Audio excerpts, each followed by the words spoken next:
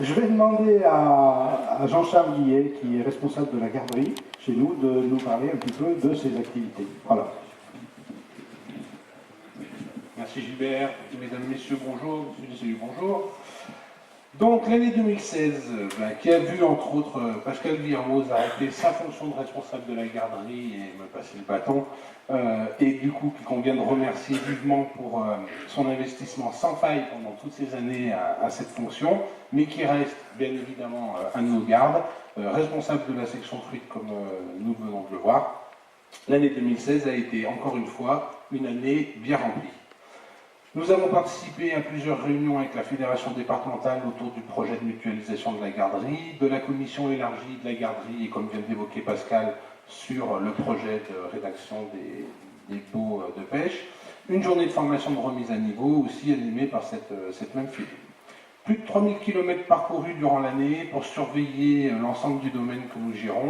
Ça représente des dizaines de journées au bord de l'eau, au bord des rivières, au bord des étangs, entre Estivareil ou les Bordoirs, en passant par la Gerbe ou l'étang d'Avignon.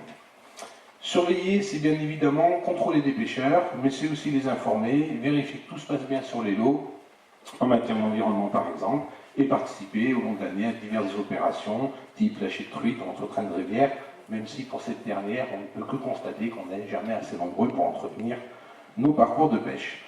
En termes de contrôle, sur l'année 2016, nous avons effectué 1150 contrôles et sur un échantillon test de 578 contrôles, nous avons pu en tirer les enseignements suivants. Nous avons contrôlé 406 adultes, dont 3 femmes, 62 mineurs et 107 déteneurs de la carte découverte moins de 12 ans. L'ensemble de ces contrôles ont été effectués sur 72% de porteurs de la carte du Gardon forésien et 4% de porteurs d'une carte venant d'un autre département. Bien évidemment, je vous souhaite une année 2017 pleine de belles pêches, une année qui verra des évolutions réglementaires, comme par exemple la modification de la maille ou le nombre de captures sur certaines espèces, et je vous renvoie au règlement départemental pour ça. Je veux remercier aussi, au nom du Gardon, Joël Portefeuille, qui quitte sa fonction de garde sur le haut de nos parcours plus particulièrement, et j'invite l'un d'entre vous, plusieurs d'entre vous, à se manifester auprès de moi si vous souhaitez rejoindre l'équipe de la garderie. Et oui, parce que l'équipe de la garderie a seulement 3 gardes, dont 2 encore en activité professionnelle, tous bénévoles. Notre tâche risque d'être délicate à accomplir pleinement. Opération jeunes pêcheurs, contrôle le jour d'ouverture en première catégorie, contrôle régulier sur les étangs et les rivières, veille sur l'ensemble du domaine de gestion piscicole, réunion, formation, réunion de CA, etc. etc. Pas d'inquiétude, avant de se lancer dans le bain, une formation est délivrée par la Fédération de la pêche de la Loire afin d'aborder cette responsabilité avec les éléments juridiques nécessaires.